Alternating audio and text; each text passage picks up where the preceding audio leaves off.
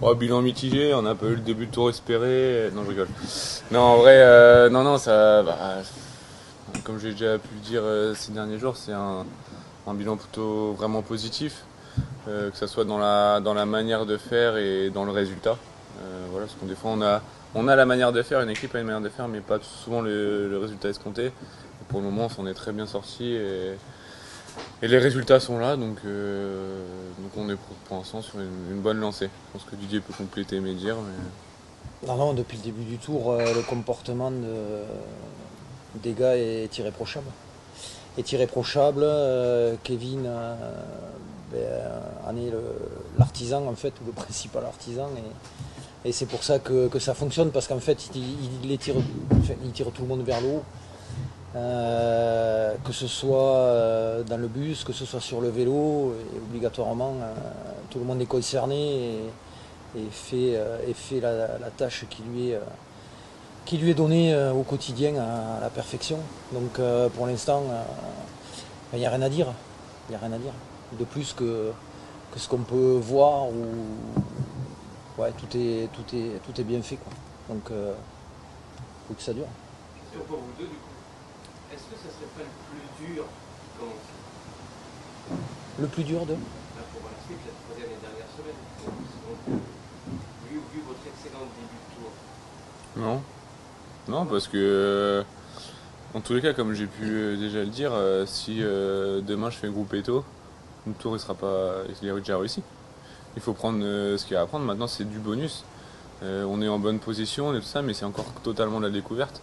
Si ça, cette semaine, on sait qu'en troisième semaine, il peut se passer tellement de choses, de maladies, de coups de moins bien, tout ça, donc on se met pas la pression et on est cinquième au général au bout de deuxième journée de repos. C'est déjà juste exceptionnel. On a eu, que ce soit médiatiquement et ce qu'on m'a dit, la manière de faire qui était top. Maintenant, on n'a pas besoin. On va se battre avec nos armes, on va se battre comme on se bat depuis 2 semaines. Et si ça marche, tant mieux. Si ça marche pas, je veux dire, d'un côté, tant pis, mais on n'a pas tout à mettre à la poubelle. On continue à avancer au jour le jour et comme depuis le début. On n'a pas du tout changé notre fusil d'épaule et puis on va continuer comme ça. On sait tous que voilà. Hier Kevin il est victime d'une crevaison quand le coup se fait, enfin quand il y a un petit coup de bordure et on sait tous que ça tient aussi à des détails ou à un petit peu de réussite aussi. Voilà. Il ne faut pas avoir de soucis sur le tour, sur toutes les courses de très très haut niveau. Et Lipovic hier est tombé, son tour peut s'arrêter là. Et malheureusement, on sait tous que voilà, quand on prend le départ, il y a des risques, qu'ils soient de crevaison mécanique ou chute ou quoi, ou caisse ou maladie. Et voilà, donc on va continuer le jour, comme on le fait depuis le début. Et voilà. Kevin, tu parlais de découverte. Est-ce que tu peux nous parler de ce que tu ressens sur le vélo quand tu dois batailler avec les cadors, là, avec les 3 étapes pyrénéennes qu'on a eues? Ça a été une grande bataille. Qu'est-ce qui se passe dans ton cerveau quand tu te dis, allez, il faut les suivre la main? Moi, j'ai juste mal aux jambes. Non, mais c'est sûr que, comme je dis, je sors aussi du contexte qui est le Tour de France, qui est les coureurs avec qui je suis. Et je me dis juste, fais ton effort et va au bout de toi-même. Comme c'était le cas il y a quelques années, ou même cette année, sur des courses de moindre niveau, comme à Bessèges, comme à Pays de Artour, c'était comme ça. Là, c'est juste que on est juste un cran au-dessus et je dois juste me battre. Et je fais aucun complexe avec qui je suis, et je fais par rapport au niveau du jour. Et on voit où est-ce qu'on est. On fait plutôt les comptes à la fin de la course. On dit ah ouais, c'est vrai que j'étais avec cette personne-là ou ce coureur-là. C'est vrai que c'est quand même un très beau palmarès, mais chaque année est une année différente, chaque jour est une journée différente. Et je me prends pas en tout cas la tête sur le vélo à ce moment-là. Samedi soir, Kevin, tu as parlé de ce stage aussi avec Ewen, de Ouais. Xavier Ponto, presque un déclic en quelque sorte, je ne sais pas si tu veux ce mot-là. Est-ce que tu peux nous raconter un petit peu ce qui s'est passé? Bah, finalement, on est sorti des courses, enfin, je suis sorti des courses bretonnes plutôt bien, en ayant l'optique de préparer au mieux le championnat de France et le début du Tour de France, les 10 premiers jours, parce que ça passait vraiment, c'était un peu taillé plus pour moi et un passage dans ma ville natale. Et avec Ewan, on a décidé de se faire un stage proche de la maison, à l'Isola 2000, donc nous on était juste à côté. Et en fait, on s'est tout simplement vraiment tiré vers le haut. chaque jour, on était limite plus exigeants envers nous-mêmes et envers l'autre en fait. Et on essayait juste de tout faire au mieux avec tout ce qu'on avait, tous les moyens qu'on avait. Et ouais, c'est vraiment se pousser vers le haut tous les jours, quand même. Il n'y a pas eu de jour sans, ou truc comme ça. On a passé un très bon stage. On a eu nos proches qui ont pu venir, des amis, nos copines. Donc ça nous a permis aussi d'avoir un stage qui est passé très bien. Et voilà, ça a été un point de 3 semaines où on a bien travaillé. Mais même avant, on travaillait très bien chez nous. Durant toute l'année, on travaille. Et c'est sûr que là, c'était un peu le point où tous les jours, on partait rouler avec l'optique du Tour de France, avec l'optique de dire ça va être très dur. J'avais dit Ewen, attention au Tour de Suisse, on peut être totalement collé. Ça a été heureusement l'inverse, parce que l'année passée j'avais vécu ça et j'ai essayé de lui apporter le maximum de ce que j'avais vécu l'année dernière, parce que je suis passé par des moments très difficiles et j'avais tellement pas envie de revivre ces moments difficiles qu'on a travaillé 2 fois plus, tout simplement, ou mieux, avec toutes les personnes autour, que ce soit le diététicien, l'entraîneur, le médecin, le directeur sportif, on pouvait toujours tout communiquer. Donc, du coup, ça nous a permis de faire vraiment quelque chose de très qualitatif et d'aborder les courses avec confiance. Est-ce que tu peux nous parler du Mont Ventoux qui se profile demain? Comment tu Ouais. appréhendes ça? J'écoute mes équipiers, notamment Christian qui le connaît très très bien, parce que je l'ai jamais fait, que ce soit en entraînement ou en course, donc ça va être à la fois une découverte. Mais demain c'est simple, bon, je crois que c'est du vent de prévu quand même, mais ça va être un contre-la-montre d'1 heure. Et la première partie est la plus dure. Donc après voilà, comme j'ai dit, comme on fait comme tous les jours, je vais me battre jusqu'au bout. On va essayer d'aborder la bosse au mieux et essayer de gérer l'effort au mieux. Et puis on verra où est-ce que je serai demain soir. Tu parlais beaucoup de la cohésion d'équipe. Est-ce que tu peux nous décrire un peu les rôles de chacun? J'ai l'impression que tu vois qu'Ewen va rester plus longtemps en montagne.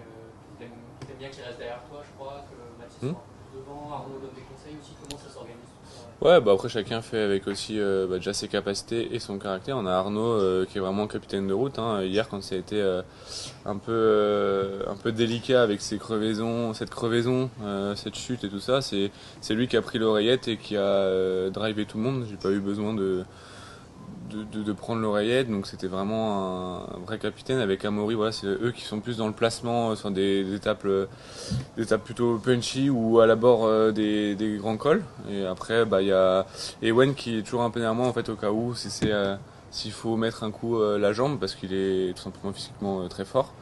Voilà, Mathis sait très bien se placer et aussi on pédale un peu pareil, donc c'est vraiment quelque chose d'important.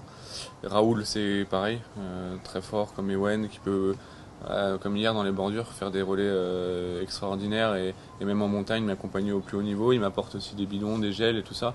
Et il y a Christian aussi qui prend les échappées, qui est très attentif quand ça part en col. Donc ça fait vraiment un peu tous les coureurs qui arrivent à se compléter dans le moment où il faut. Il y a aussi voilà, Clément qui est très habile avec son vélo et qui sait très bien se débrouiller dans un peloton, et il va souvent nous chercher des bidons. On peut trouver ça peut-être c'est pas du tout rabaissant, hein, au contraire, parce qu'il est vraiment très fort dans ce qu'il fait et il sait très bien se faufiler et se replacer, parce qu'on sait que dans un peloton c'est difficile de remonter, surtout quand c'est nerveux. Donc non, tout le monde se complète à son niveau et ça permet d'avoir vraiment une cohésion et tout se déroule pour le mieux durant la course. Moi, clairement, je vois jamais la voiture et je descends le moins possible, je lâche le moins d'énergie dans tous ces petits détails autour. Sur 3 semaines, ça compte.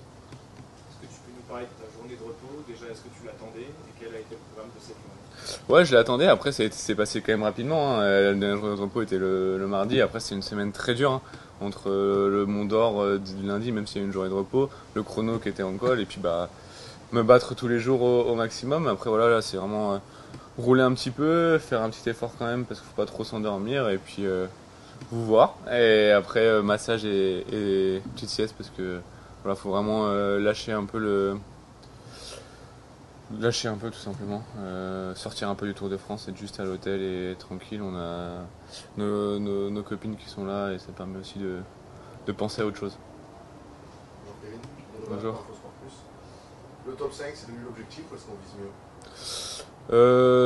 Comme j'ai dit, l'objectif c'est surtout de me surpasser et tout ça. On voit que pour l'instant dans la montagne je suis pas dans le top 5 des meilleurs de ce qui s'est passé dans les Pyrénées, mais voilà, comme a dit Didier, c'est une course de 3 semaines et c'est sur 3 semaines qu'il faut être bon, et pour l'instant je suis 5ème parce que j'ai essayé de gagner des étapes au début Et j'ai toujours été placé, mais que hier à cause de cette crevaison. Mais sinon, c'est tout un ensemble. Donc on verra à Paris ce que ça va donner. On verra dans les Alpes comment je vais réagir aussi en troisième semaine, parce que comme je dis, c'est totale découverte. J'ai quand même fait 2 semaines où tous les jours on est à l'avant. Tous les jours on a peur de la cassure. Tous les jours on a envie de frotter nerveusement. On n'a jamais de repos. Donc troisième semaine, c'est vraiment la découverte. Est-ce que mon corps va vouloir? Est-ce que ma tête va vouloir? Je vais me battre au maximum et on verra ce que ça donne. Si c'est un top 5, ça serait exceptionnel. Si c'est plus, c'est encore mieux. Si c'est aller chercher un maillot blanc, c'est encore mieux. Donc ça peut jouer. Il y a quand même pas mal d'espace sur peu de coureurs entre la troisième et la septième place. Donc il y a de quoi faire.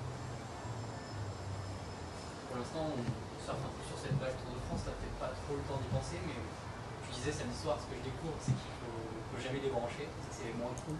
Ouais. Est-ce que là, ça te donne vraiment envie de devenir un coureur général de grand tour à l'avenir, ou cette exigence-là te donnera aussi quand même envie parfois de débrancher? Ouais, j'en parlais ce matin notamment avec Raoul. Il me disait que des fois, mince, les échappés, les mecs étaient très forts, alors que nous on était derrière, le peloton roulait bien. Mais en fait, j'ai toujours aimé faire, quand j'ai découvert les courses par étapes, j'ai toujours aimé parce que ça amène en fait un sérieux qu'on a peut-être moins quand on se laisse un peu plus aller. Et ça soit sur le vélo ou autour, que ce soit dans la récupération, dans la nutrition. Et c'est quelque chose que j'aime, parce que j'aime la performance. Donc je pense que c'est intéressant quand on fait un général de toujours être présent, et ça amène aussi une façon de courir qui devient beaucoup plus naturelle. Comme je dis, j'ai appris en faisant beaucoup de courses en Belgique, et au bout d'un moment, en fait, frotter devenait naturel. Quand je suis revenu sur des courses où ça frottait moi, je fais en fait c'est facile. Je bouffe, comme on dit dans le jeu, je bouffais moins de jus avec tout ça. Et donc en fait, je pense que ça va aller un peu dans ce sens-là, encore une fois. Et après voilà, on s'entraîne tout le temps, et si on doit être concentré sur seulement 1 ou 3 semaines, je pense qu'on en est capable. Et pour l'instant, c'est quelque chose que j'apprécie. Alors, tu avais dit, pardon, t'avais dit tout ça là, avant que le Tour de France commence, avec tout ce qui s'est passé. Tu l'aurais cru? Non? Bah non, je l'ai dit, depuis le début de saison, comme j'ai déjà dit,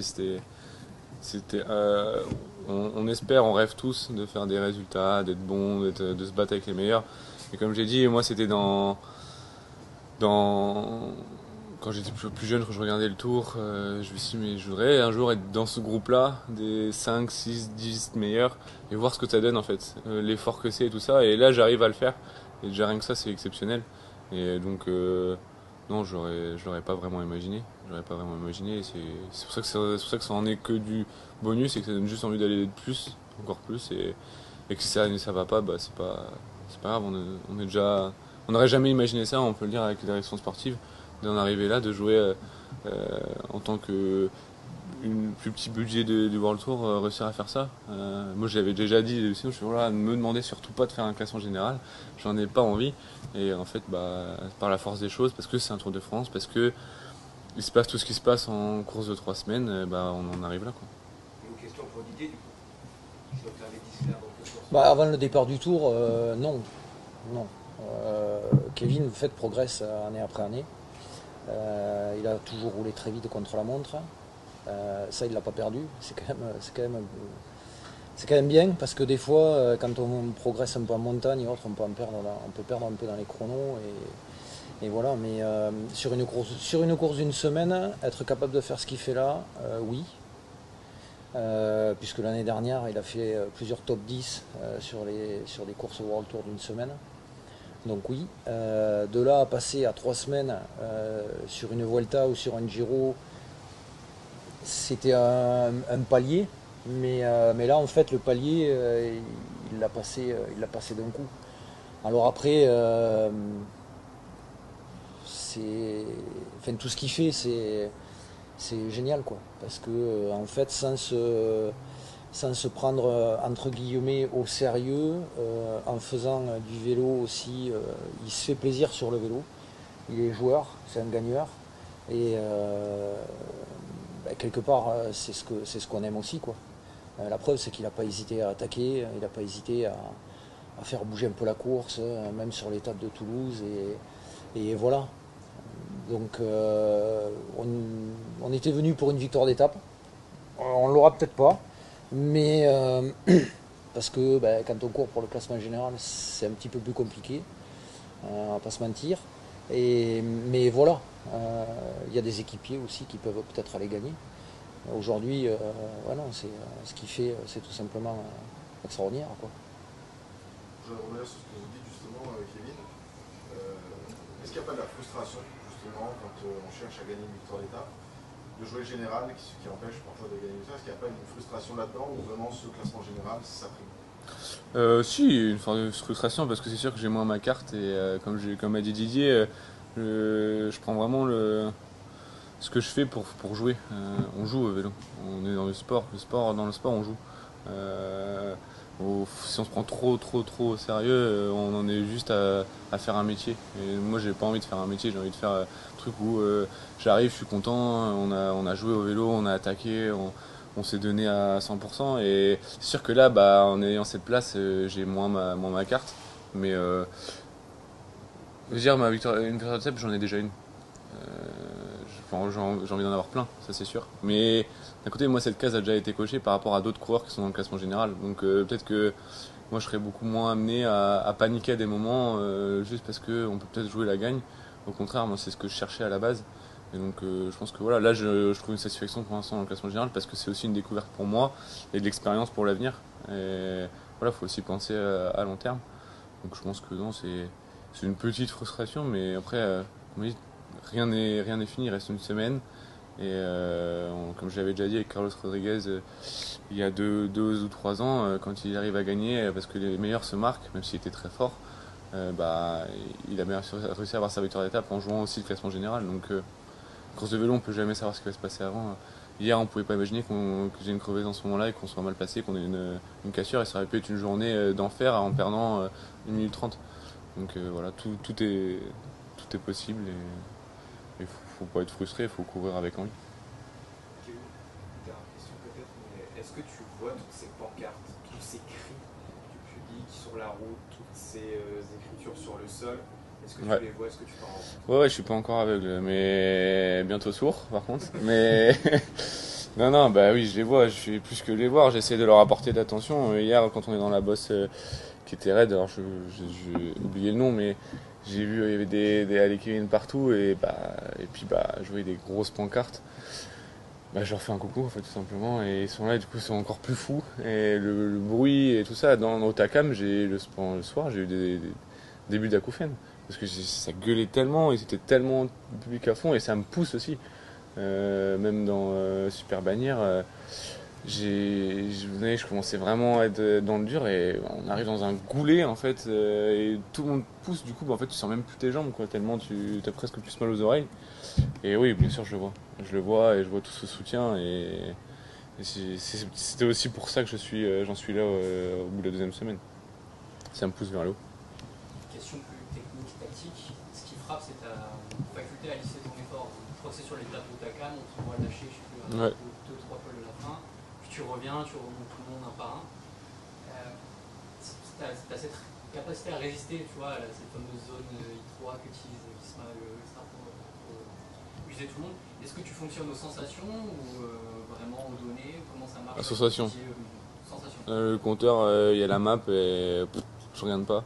C'est vraiment ma sensation du jour parce que imaginons qu'on a un jour moins bien. Si on regarde nos données, on se met un coup au moral et si on a un jour de grâce, on se dit on est bien mais je reste dans mes zones, j'ai pas envie d'exploser. Donc en fait c'est nul.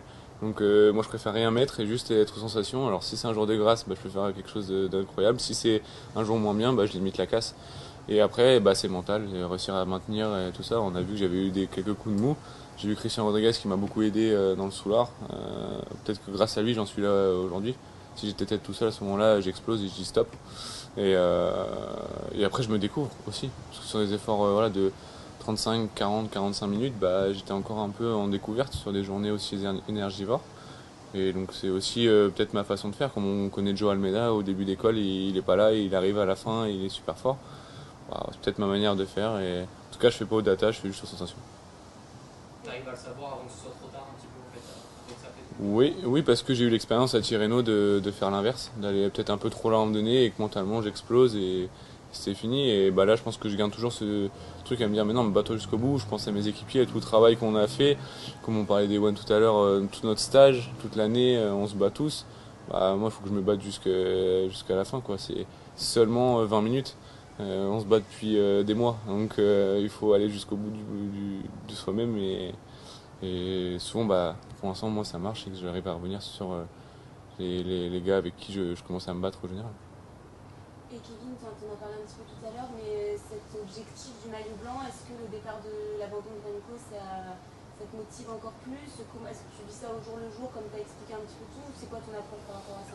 Après, vis-à-vis du abandon de Remco, moi je trouve ça juste dommage parce que, comme j'ai dit, on joue au vélo, donc se battre avec ses adversaires à 100%, c'est quand même plus intéressant que quelqu'un abandonne. Voilà, j'espère qu'il va bien, qu'il va se remettre, ça c'est sûr, mais non, bah c'est sûr que ça remet un peu dans le jeu, mais tu vois, avec Remco, j'arrivais déjà à grappler quelques secondes par-ci par-là, donc c'était aussi le but. Et oui, c'est sûr que ça devient un objectif parce que en voulant faire podium, bah c'est aussi le maillot blanc, donc c'est aussi tout s'entremêle un petit peu, donc c'est sûr que ça devient un objectif. Tu parlais de te découvrir, comment tu te sens physiquement après 2 semaines de Tour de France en sachant un petit peu tout ce qui va arriver?